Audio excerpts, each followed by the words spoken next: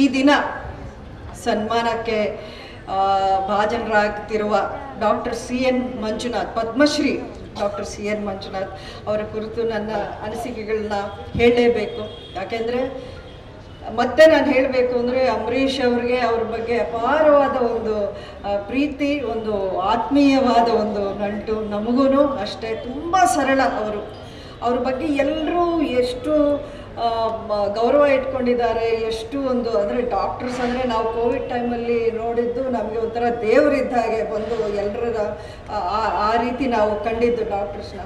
But Manjunath ಅವರ ಸೇವೆಯನ್ನು ನೀವು ನೋಡಿದ್ರೆ ಅವರು ಬರೀ ಕೋವಿಡ್ ಟೈಮಲ್ಲ, ಒಂದು ಗವರ್ಮೆಂಟ್ ಹಾಸ್ಪಿಟಲ್ನ ತಗೊಂಡು ಯಾವ ರೀತಿ ಅದರಲ್ಲಿ ಸುಧಾರಣೆ ತಂದು ಯಾವುದೇ ಒಂದು ಪ್ರೈವೇಟ್ ಹಾಸ್ಪಿಟಲ್ ಅಥವಾ ಇವಾಗ ನಾವು ನೋಡ್ತಿದ್ದೀವಿ ಲಕ್ಸುರಿ ಹಾಸ್ಪಿಟಲ್ಸ್ ಅಂತಲೇ ಕರಿತೀವಿ, ಬಟ್ ಅದು ಯಾವುದಕ್ಕೂ ಕಡಿಮೆ ಇಲ್ಲದೇ ಅಷ್ಟೊಂದು ಒಳ್ಳೆಯ ಒಂದು ನಿಸ್ವಾರ್ಥ ಸೇವೆಯನ್ನು ಮಾಡಿಕೊಂಡು ಹೋಗಿದ್ದಾರೆ ಅಂದರೆ ಅದು ಡಾಕ್ಟರ್ ಮಂಜುನಾಥ್ ಅವರು.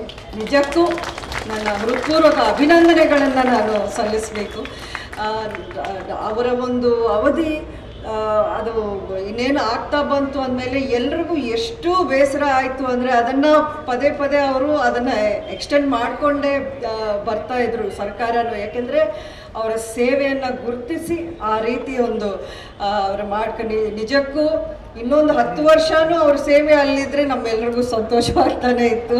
ಯಾಕೆಂದರೆ ನಿಜಕ್ಕೂ ನಿಮ್ಮ ಒಂದು ಮಾರ್ಗದರ್ಶನ, ನಿಮ್ಮ ಒಂದು ಎಕ್ಸಾಂಪಲ್ ಇದೆಯಲ್ಲ, ಅದು ಇವಾಗ ಬರ್ತಿರೋ ಎಲ್ಲ ಒಂದು ವೈದ್ಯರಿಗೂ ಡಾಕ್ಟರ್ಸ್ಗೂ ಅದು ಒಂದು ಮಾದರಿ ಆಗಬೇಕು, ಸ್ಫೂರ್ತಿ ಆಗಬೇಕು ಅಂತ ನಾನು ಅಂದ್ಕೊಂಡಿದ್ದೀನಿ.